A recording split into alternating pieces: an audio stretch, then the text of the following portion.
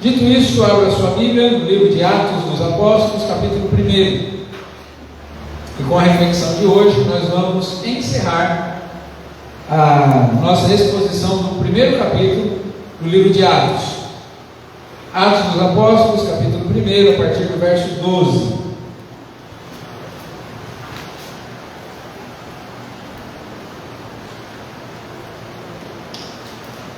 Atos, capítulo 1, a partir do verso 12 e até o verso 26.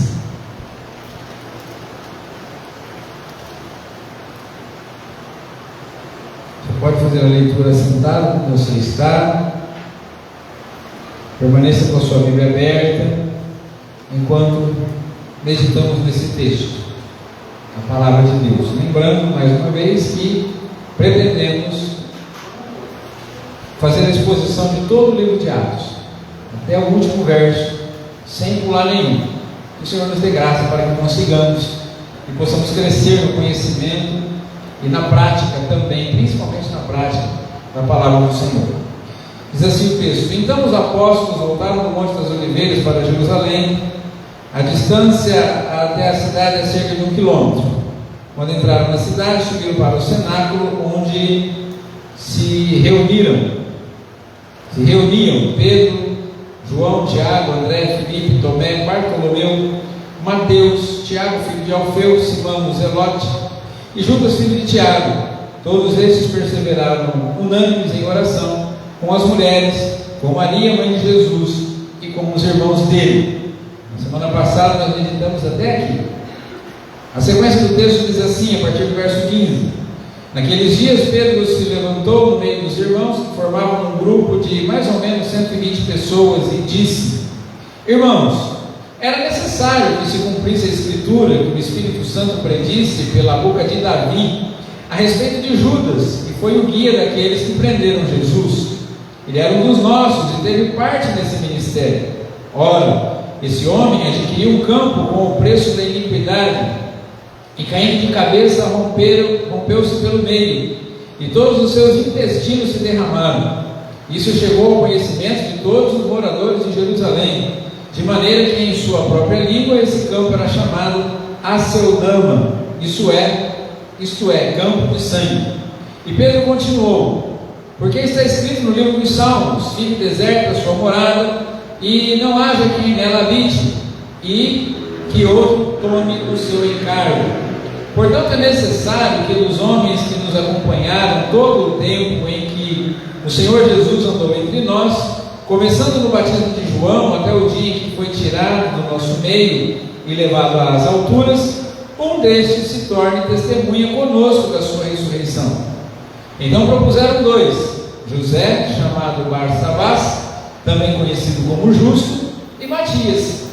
E orando disseram: Tu, Senhor, que conheces o coração de todos, revela-nos qual dos dois escolheste, para preencher a vaga nesse ministério e apostolado, do qual Judas se desviou, indo para o seu próprio lugar.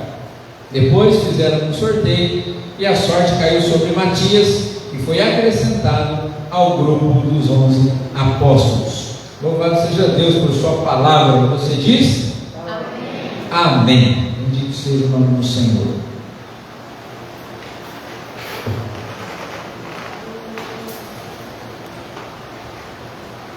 Irmãos, uma coisa que é própria da humanidade, da nossa humanidade, que é própria da natureza humana, é o fato de que nós passamos por problemas.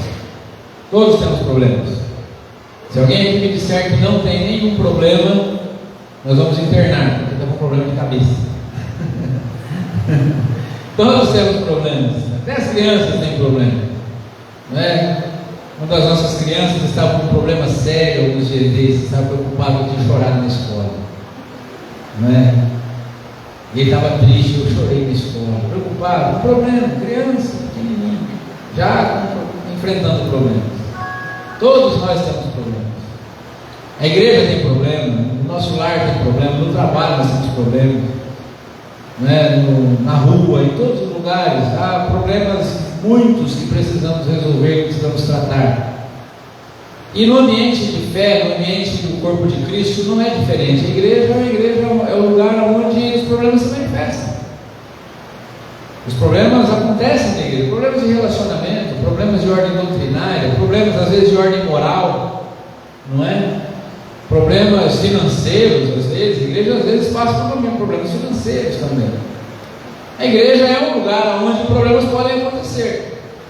E o texto que nós temos diante de nós hoje é a igreja tentando resolver o problema, que a princípio não parece um problema tão importante, tão sério, mas que tinha um significado muito grande. Os irmãos conhecem a história, ou quase todos conhecem a história, que Jesus foi traído por um de seus discípulos. E esse era um dos 12 apóstolos, e o número 12 era muito importante nessa ocasião. Porque quando Deus institui a nação de Israel, a nação é instituída através de Jacó. E Jacó tem 12 filhos. E os 12 filhos originam as 12 tribos de Israel. E Jesus veio para resgatar Israel, para salvar Israel. E ele escolhe 12 apóstolos. E esses 12 apóstolos, nas palavras de Jesus, eles iriam julgar as 12 tribos de Israel. Jesus escolheu o número 12 não foi por acaso, tinha um significado, uma importância e um motivo para isso. Porém, os 12, como diz o texto bíblico e o próprio Senhor Jesus dizendo, era um diabo, era um adversário. O nome dele, Judas Iscariotes. Ele, num determinado momento, ele se desvia da fé e trai o Senhor Jesus e vende o Senhor Jesus por 30 moedas de prata. Ele vende a informação de onde Jesus estaria e quem Jesus era por 30 moedas de prata. Ele se torna um inimigo. Isso já havia sido predito por Davi, conforme o texto que nós lemos, e nós podemos ver nos Salmos, que Jesus seria traído por um dos seus. E depois que Judas trai Jesus, ele não acha arrependimento, ele não consegue encontrar o arrependimento, então ele devolve as moedas para os membros do Sinédrio, dizendo: olha, eu traí o sangue inocente. E aqueles sacerdotes não estão nem um pouquinho preocupados com a restauração daquele homem, e dizem assim: olha, isso é problema seu.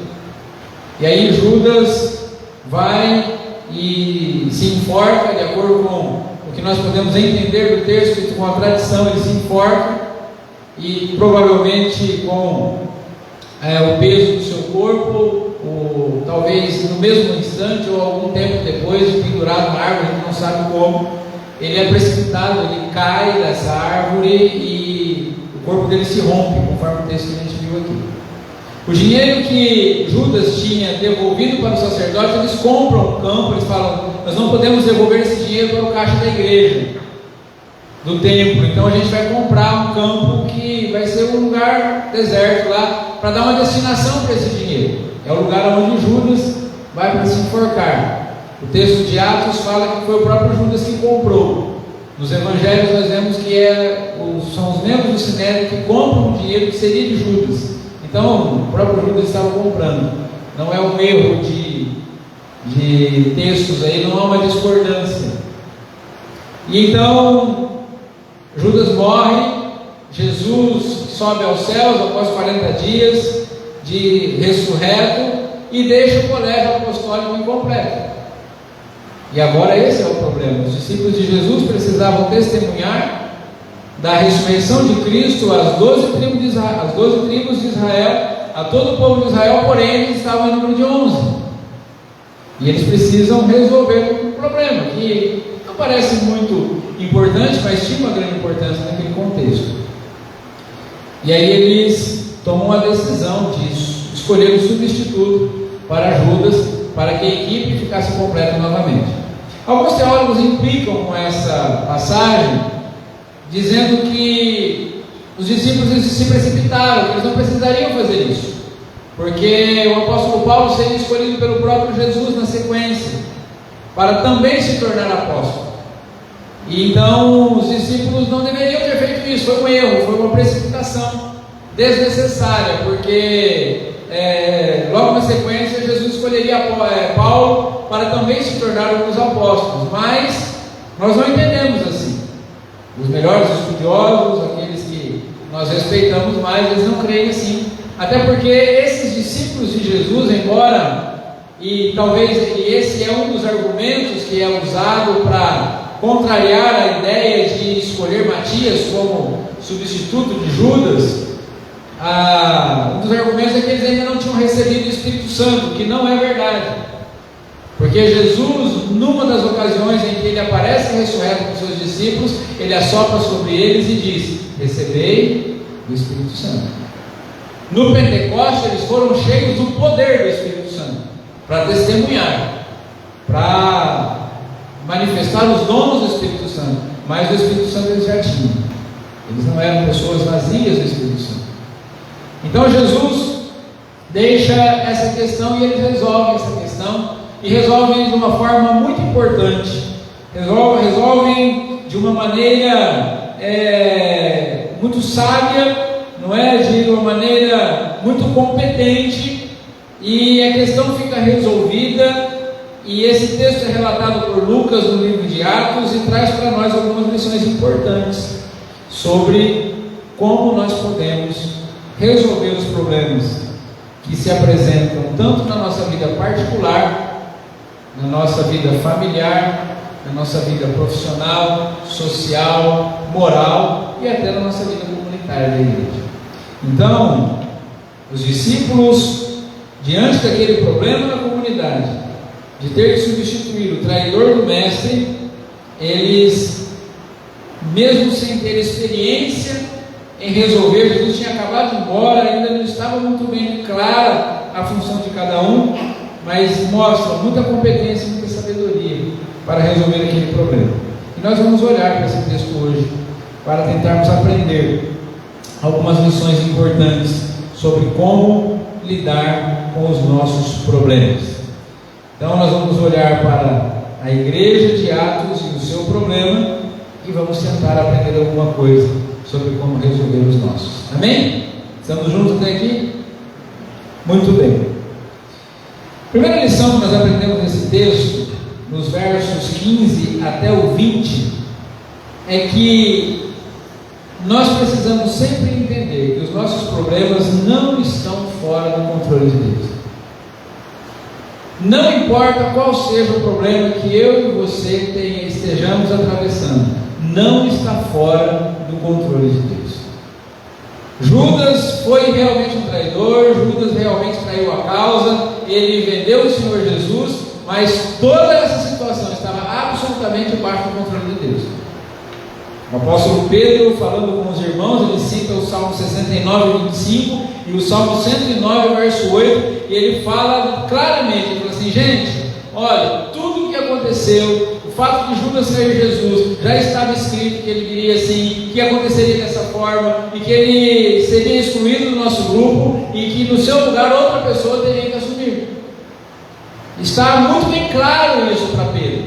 Então assim, nós não estamos surpresos, nós não estamos desanimados, nós não estamos abismados, nós não estamos assim decepcionados com essa situação. Por quê? Porque isso já estava predito e o Senhor já disse que seria dessa forma. Então eu e você atravessarmos problemas, e agora nós já vamos aplicando essas lições à nossa vida, não deve ser para nós uma razão de desespero, de entrar em pânico, de perder a esperança, de querer dar fim à própria vida. Por quê? Porque Deus está no controle de todas as coisas. Nossos problemas podem estar às vezes fora do nosso controle, mas não estão fora do controle de Deus. Nós podemos atravessar por desertos abrasadores e estarmos absolutamente dentro da vontade de Deus.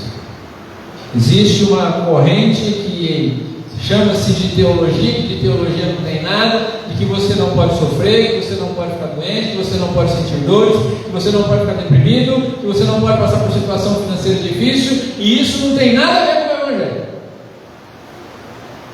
Porque o Evangelho de Jesus Cristo é: no mundo vocês terão aflições, mas vocês precisam ter bom ânimo, porque eu venci o mundo. O mundo já está vencido. Então os nossos problemas, as nossas lutas, as nossas dificuldades, em casa, no trabalho, no casamento, na família, na igreja, na comunidade, na sociedade, estão absolutamente debaixo do controle de Deus. Amém? Deus não perdeu a mão. Ele não perdeu as rédeas da situação. Então nós precisamos entender que Deus está no controle de toda a situação da nossa vida, por mais dura que ela seja. Porque talvez você esteja passando por um problema duro, difícil, pesado, e certamente eu não sei o que é estar no seu lugar, e não sei o que é sofrer o que você está sofrendo, mas uma coisa eu posso te dizer com toda certeza: Deus continua no controle absoluto. Então confie no Senhor, porque no tempo oportuno o Senhor consolará o teu coração, te trará alegria de volta, te ajudará a resolver as questões. Amém? Deus está no controle, amém, irmãos? Só abrindo um parênteses aqui, com relação à escolha de Matias, que alguns dizem que talvez seria equivocado, porque Paulo viria na sequência, escolhido pelo próprio Jesus. O apóstolo Paulo foi escolhido como apóstolo com um propósito diferente. Paulo foi escolhido para ser o apóstolo aos gentios e não aos judeus. Os 12 eram escolhidos para a nação de Israel e Paulo para os gentios. Ele era o apóstolo aos gentios. Amém? Fecha parênteses. Voltamos para o nosso texto aqui. Como que a gente aprende, ou o que a gente pode aprender mais com esse texto e os discípulos resolvendo o problema da substituição de Judas? É que os nossos problemas precisam ser resolvidos baseados em critérios. Então, assim, Deus está no controle do nosso problema? Amém, sim, está. Mas os nossos problemas precisam ser resolvidos da maneira correta. Porque muitas vezes nós queremos resolver os nossos problemas da maneira errada, pelo caminho errado, tentando fabricar soluções. Lembra lá do exemplo da Sara? Deus prometeu que ia dar um filho a Abraão, o filho demorou para vir, aí ela falou: tem filho com Agar, que vai dar certo. Vai tentar resolver do nosso jeito. A barca fica 20 anos na casa de Abinadab, se eu não estou enganado, e os seus filhos, Uzá e Aiô, eles vão acompanhando o carro que está levando a arca do Senhor, e os bois tropeçam, a arca dá de querer cair, e Uzá leva a mão para segurar a arca. Ele só queria ajudar. Talvez eu fizesse o mesmo, talvez você também fizesse a mesma coisa. Uzá queria resolver aquele problema, era um problema que estava se manifestando ali naquele instante, e ele prontamente tentou ajudar, mas colocou a mão onde não devia e foi fulminado. E quando a gente olha para esse texto aqui, nós vemos que os discípulos eles usaram um critério para substituir Judas. Que critério foi? Lá nos versos 20 até o 22, Pedro fala assim: vamos escolher dentre aqueles que estiveram conosco durante todo o tempo, não eram um dos 12, mas estiveram com a gente durante o batismo de João, estiveram com a gente durante toda a caminhada de Jesus, viram os milagres do Senhor Jesus, são testemunhas junto com a gente, porque Jesus aparece no contexto da história, mais de 400 pessoas ressuscitadas. Assim, desses que também viram o Senhor ressurreto, vamos escolher dentre esses uma pessoa para que seja testemunha junto conosco da ressurreição de Jesus. Então, quando nós temos problemas a serem resolvidos, nós precisamos ter critérios bem definidos. Qual é a forma? Como que se resolve o problema financeiro? Como é que se resolve o problema de relacionamento no casamento? Como é que se resolve o problema de relacionamento no trabalho? Como é que se resolve o problema na igreja? Como é que a gente vai desenvolver essa questão para buscarmos resolver? Cada coisa tem um jeito certo de se resolver. O problema na igreja a gente resolve de uma forma, o problema em casa se resolve de outra forma, o problema de educação dos filhos se resolve de uma outra maneira. E nós precisamos ter sabedoria, ter conhecimento para buscar isso. O candidato que substituiria Judas teria que ser uma testemunha da vida, da morte e da ressurreição de Cristo. Teria que ser um seguidor de Jesus. Eles não escolheram o que era mais carismático, não escolheram o que era mais rico, não escolheram o que era mais famoso, não escolheram o que era mais importante. Esse ano é ano de eleição. E nós teremos temos que votar para deputado federal, deputado estadual, governador, presidente da república. Tem que votar para senador também esse ano? Tem, né? Senador também. Quem você vai eleger para colocar lá? O mais simpático? O que faz a campanha com mais dinheiro? O que é da direita, o que é da esquerda, o que é do centro? Quem que a gente vai eleger? O critério escolhido pelos discípulos aqui é um critério claro. Nós precisamos de alguém que seja um discípulo de Jesus. Com quem que a gente vai casar? Com quem que a gente vai estabelecer sociedade? Quem que vai liderar a nossa comunidade? Como que nós vamos resolver as nossas demandas? Aonde que está a solução para o nosso problema? Eu preciso ter critério, eu preciso gastar um pouco de fosfato, né, de massa cinzenta, pensar um pouco a respeito. E aqueles discípulos, dirigidos pelo Espírito Santo, eles tomam essa atitude: não, vamos ver quem são as pessoas que são qualificadas. No meio de 120, eles escolheram 2. E José, chamado Barsabás, também conhecido como Justo, e Matias.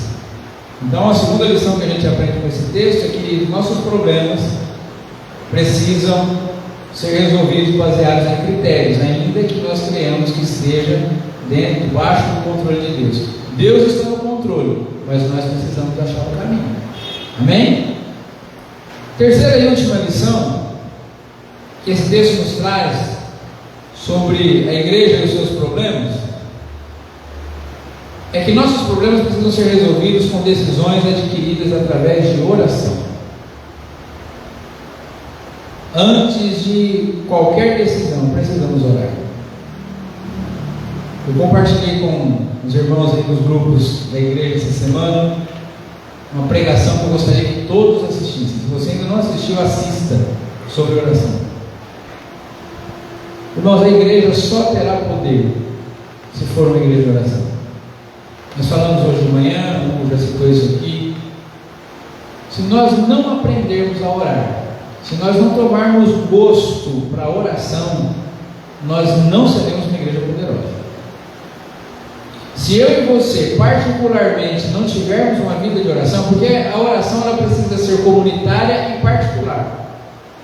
Cada um de nós precisa ter a sua vida de oração, o seu momento de oração, a sua cultura de oração, e nós precisamos orar comunitariamente, juntos também. Esses irmãos, eles têm esse problema para resolver, eles já sabem qual é o caminho para resolver, mas antes de tomar a decisão, vamos orar. E eles resolvem orar, e eles oram, eles buscam ao Senhor em oração, e eles fazem uma oração extraordinária. Os versos 23 até os versos 26, depois que propuseram os dois, o Justo e o Matias, eles oraram dizendo: Tu, Senhor, que conhece o coração de todos, revela-nos qual dos dois escolheste para preencher a vaga nesse ministério apostolado, do qual Judas se desviou, indo para o seu próprio lugar. Uma oração simples, mas uma oração que demonstrava confiança no Senhor. Irmãos, nós precisamos orar. A gente fala assim: pastor, mas eu não consigo orar. Então a gente tem que orar até conseguir. Mas eu não gosto de orar. Então a gente vai ter que orar até gostar. Mas é que eu começo a orar em 2 minutos e acabou o assunto. Então fica lá ajoelhado até arrumar mais assunto. Mas a oração tem que ser ajoelhado, tem que ser em pé, deitado. Como é que eu vou orar? Olha, Deus ouve a nossa oração de qualquer jeito, mas para mim é melhor eu estar ajoelhado. Porque estando ajoelhado eu me lembro de quem Deus é e de quem eu sou. Porque Deus ouve a nossa oração no carro, no trânsito. Deus ouve a nossa oração seja qual for. Porque nós oramos para o Deus que habita dentro de nós, amém? Mas para mim e para você é melhor que a gente esteja de joelhos, a gente esteja prostrado, para não nos esquecermos diante de quem nós estamos. Mas a gente toma a decisão primeiro e ora depois. Depois que tomou a decisão errada, a gente ora. Depois que a gente já brigou, depois que a gente já ofendeu, depois que a gente já xingou, depois que já pôs tudo a perder, aí a gente, eu podia ter orado. Aí não orou, ficou mais difícil consertar. O problema que era pequeno ficou maior. O problema que era grande ficou gigante.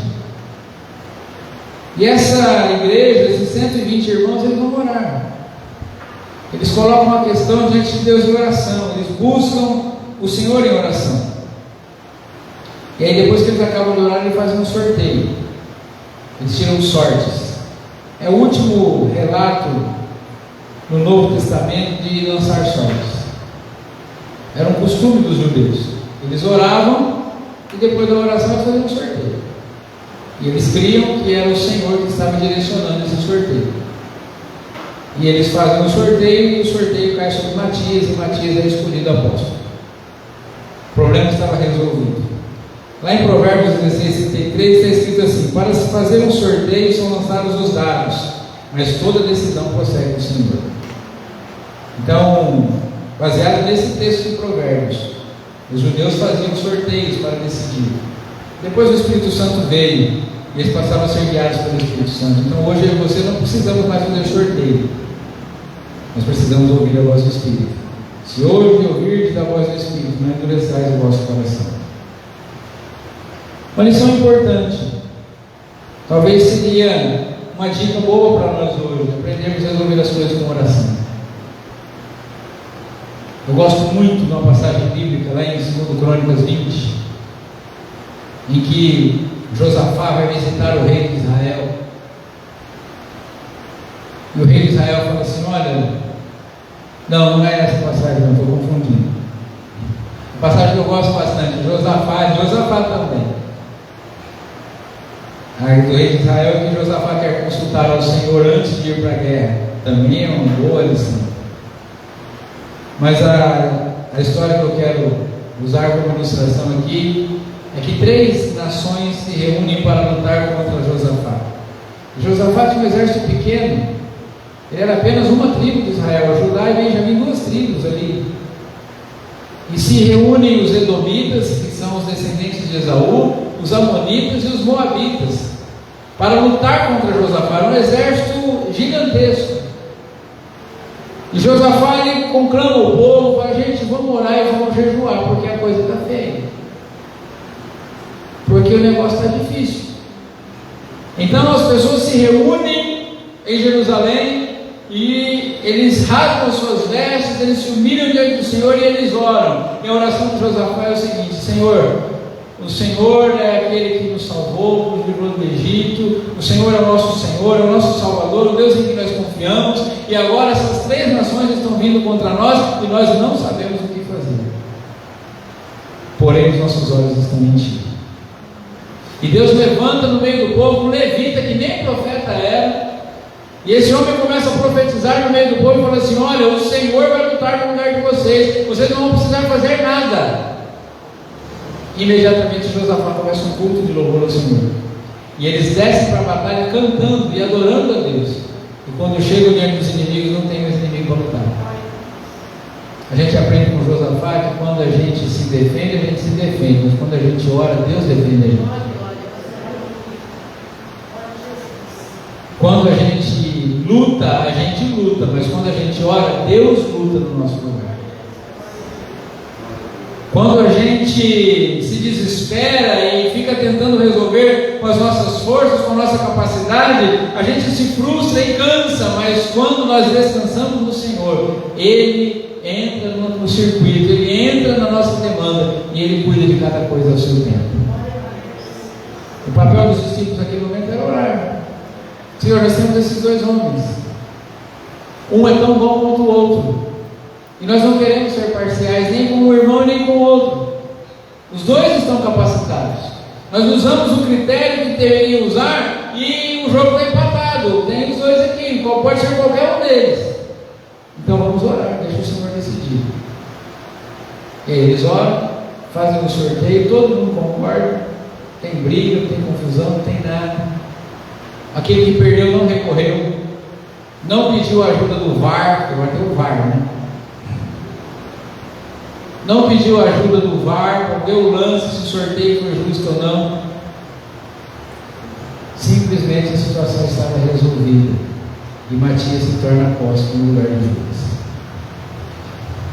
Diante dessas 3 lições, que Deus está no controle dos nossos problemas, que nós precisamos usar os caminhos adequados para tratar das nossas demandas e resolver os nossos problemas através de oração, podemos perguntar a nós mesmos hoje: diante dos problemas da nossa vida, nós temos nos desesperado ou temos confiado na soberania de Deus?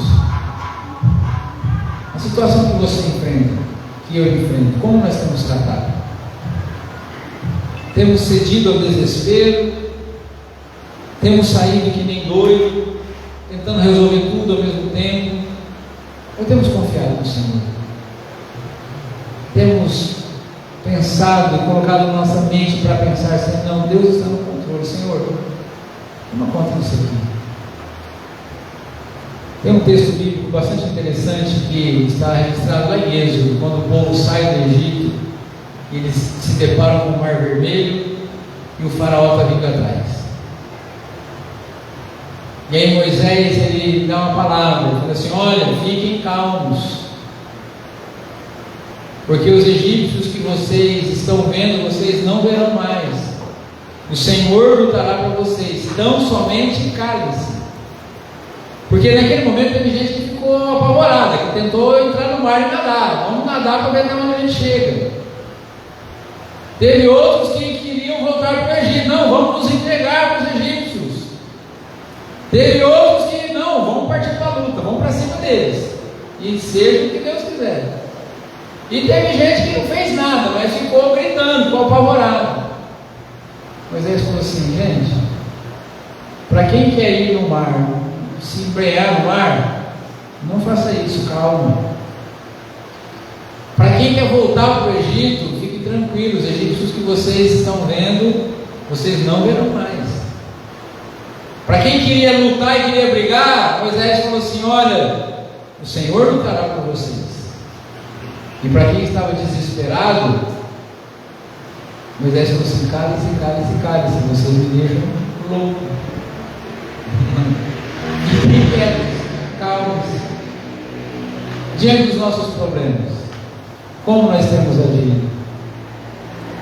A gente quer sair nadando para ver até onde chega, quer ceder e entregar os pontos, desistir, queremos enfrentar com as nossas próprias forças, ficamos lamentando, se lastimando, igual a hiena lá do desenho que eu assisti quando era criança: ó vida, ó céus, ó azar.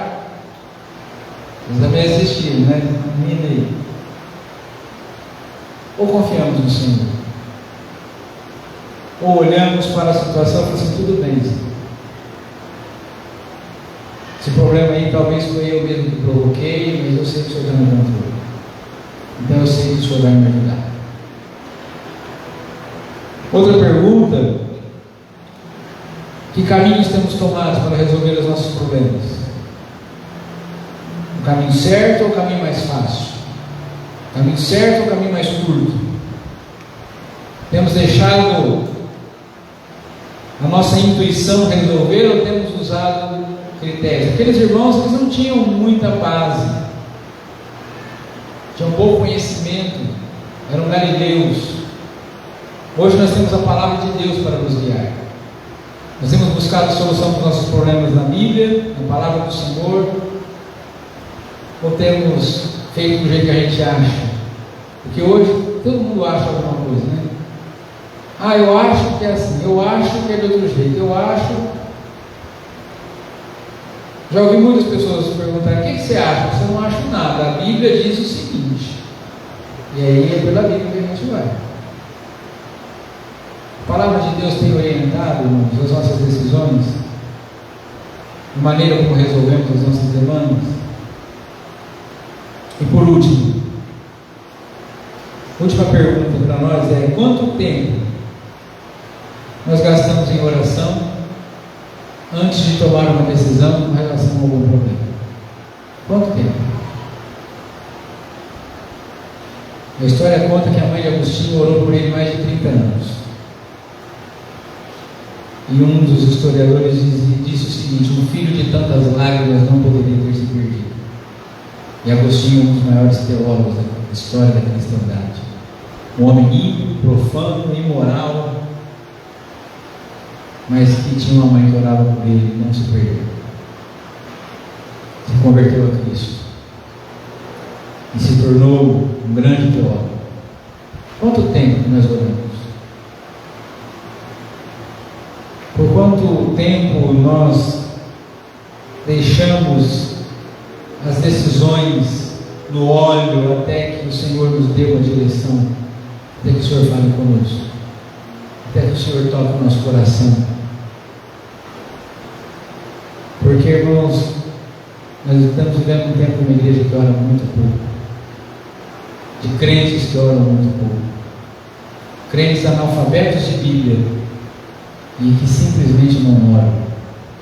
Porque se lesse a Bíblia, oraria mais, porque a Bíblia nos ensina a orar, nos incita a orar. Então a gente quer experimentar o poder de Deus, amém? A gente quer ver Deus falando, amém? A gente quer ver o Deus agindo na nossa vida, resolvendo os problemas e manifestando o seu poder na nossa vida, amém? A gente precisa orar. Porque enquanto a reunião de oração, que é a única que a gente tem, uma vez por semana, meia hora, estiver vazia, não experimentaremos o poder de Deus, não. E nossa reunião de oração no domingo está vazia. Você que está em casa nos acompanhando, se você não tem tido uma vida de oração, não tem como experimentar o poder de Deus. Nós queremos ver o poder de Deus se manifestando. Nós queremos ver a obra de Deus avançando. Eu acho que nós já estamos cansados de entrar ano e sair ano e a gente não ter ganhado nenhuma alma para Jesus. Eu acho que a gente está cansado já de passar a semana inteira sem falar do Evangelho para ninguém. Eu acho que a gente já está cansado de não ver milagres acontecendo através da nossa oração. Pessoas enfermas, pessoas acorrentadas, pessoas que estão oprimidas. Eu creio que nós já estamos cansados disso. Mas nós não veremos essa situação mudar se não tivermos vida de oração. O livro de Atos, irmãos, é recheado de versículos dizendo assim: e eles oraram e Deus fez. Nós vamos ver muito isso. Então, assim, eu espero que ao final dessa exposição, ou durante essa exposição, nós aprendamos a orar. Porque das duas, ou a gente vai aprender a orar, ou a gente não vai suportar aguentar estudar esse livro, não. Vai falar assim: não dá. Isso aí não é para mim. Então, ou a gente muda, ou a gente vai ficar muito cansado com essas ministrações que estão por vir. Quanto tempo temos gastado em oração antes da tomada de decisão? Quanto tempo oramos antes de realizarmos os nossos negócios? Quanto tempo a gente ora antes de tratar um problema na comunidade? Temos um problema na igreja, como é que a gente vai resolver? A primeira coisa que vamos fazer é orar. Então a gente vai concluir aqui lembrando de Jesus, porque Jesus nos ensinou com a sua própria vida como resolver os nossos problemas pessoais e também os comunitários. Ele estava sempre cheio do Espírito Santo e do poder de Deus. Ele considerava a vontade de Deus e obedecia a sua palavra acima de qualquer coisa, e por isso venceu o mundo, a morte e o inferno. Resolveu o problema do pecado da humanidade toda e por toda a eternidade. E é Ele, através do Espírito Santo, que pode nos ajudar na resolução dos nossos problemas, dos nossos conflitos. Todos aqui temos problemas. Talvez você esteja aqui hoje com a cabeça fervendo, porque tem um problema sério para resolver amanhã. A mensagem para você é: Deus está no controle. Tem um caminho para resolver isso.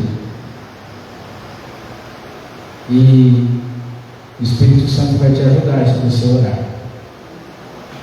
É através da oração que Deus vai te dar a saída e o escape por esse problema, seja ele qual for.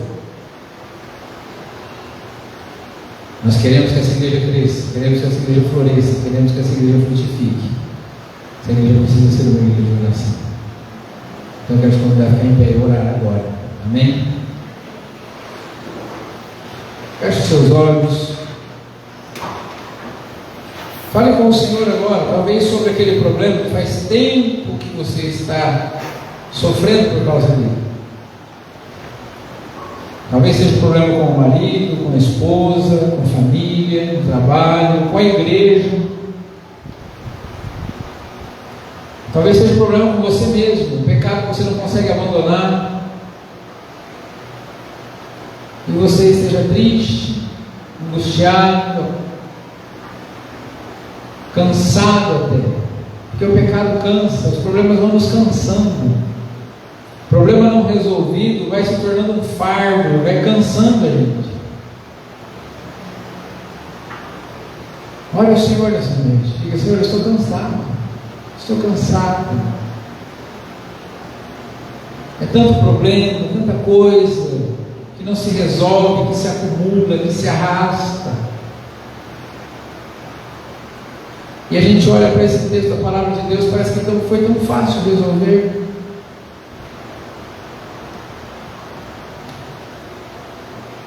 Mas a gente aprendendo, vê que eles resolveram o problema porque confiaram no Senhor,